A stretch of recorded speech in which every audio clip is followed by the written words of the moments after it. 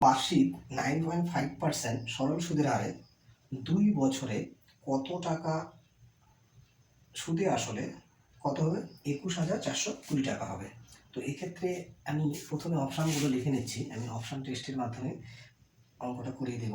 তো প্রথম অপশানটা এতে কি বলা আছে? 18,000। তাহলে 18,000। বিতে বলা রয়েছে 16,000। সিতে বলা রয়েছে 11,273। ডিতে বলা রয়েছে 12,000। তো এটা তো এবার হচ্ছে আমাদের দেখো 9.5% হারে সুদের হারে,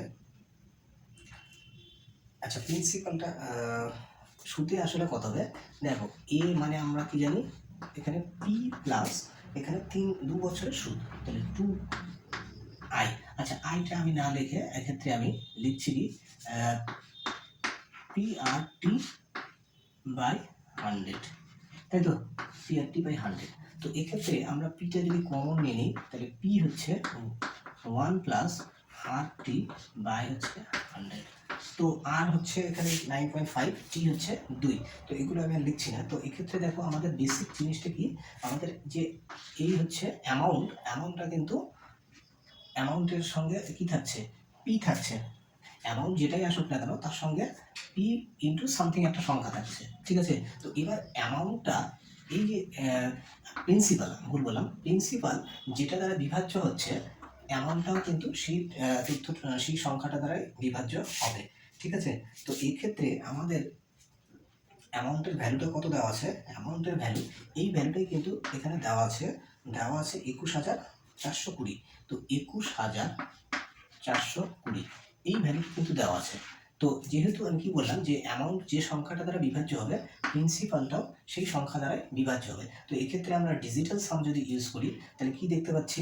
6 6 আর 3 9। তাহলে ডিজিটাল সাম কিন্তু হচ্ছে 9 0 অথবা 9, আমি দুটোই লিখছি। তো এবার এখানে আমরা তাহলে আমাদের যে প্রিন্সিপালটা হবে সেটাও কিন্তু ডিজিটাল সাম 9 হবে বা 9 দ্বারা বিভাজ্য হবে। তো এইটার দেখো এটা হচ্ছে ডিজিটাল সাম 9 হচ্ছে বা 0। তো আর এটা হচ্ছে ডিজিটাল সাম, এটা কত হচ্ছে?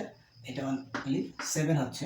এই ডিজিটাল সাম দেখো যেখানে 9 হবে আমি দেখো 2 + 7 9, এটা কেটে দিলাম। তাহলে এখানে 2 আর এদিকে এটা হচ্ছে কিন্তু 5 হচ্ছে। আর এর ডিজিটাল সাম অনলি 3 হচ্ছে। তাহলে এইটা হচ্ছে, তাহলে আমরা কি দেখতে পেলাম যে অ্যামাউন্টের ডিজিটাল সাম হচ্ছে 0 অথবা 9, আর তাহলে প্রিন্সিপালের ডিজিটাল সাম 0 অথবা 9। তাহলে আমাদের এইটা কিন্তু কারেক্ট আনসার হবে।